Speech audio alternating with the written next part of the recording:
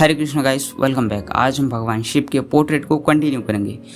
ये आउटलाइन का पार्ट मैंने अपलोड कर दिया है, तो आप चाहो तो देख सकते हो, लिंक मैंने डिस्क्रिप्शन में दे।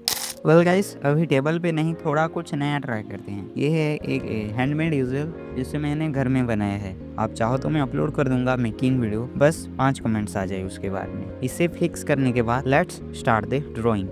तो पहला 24 सेकंड मैंने लाइव करा था, तो वो थोड़ा क्वालिटी लो है। बाकी कैसे मैं ड्रॉ कर रहा हूँ वो आप ध्यान से देखिए। रेफरेंस को ऑब्जर्व करके लाइट एंड शेडोज का ध्यान रखते हुए शेडिंग करना है। और फ्यूचर में डिटेल वीडियो भी लाऊंगा, कैसे कुछ शेडिंग करना है और ब्लेंडिंग करना है, जिसे रियलिस्टिक लुक है बेसिक से।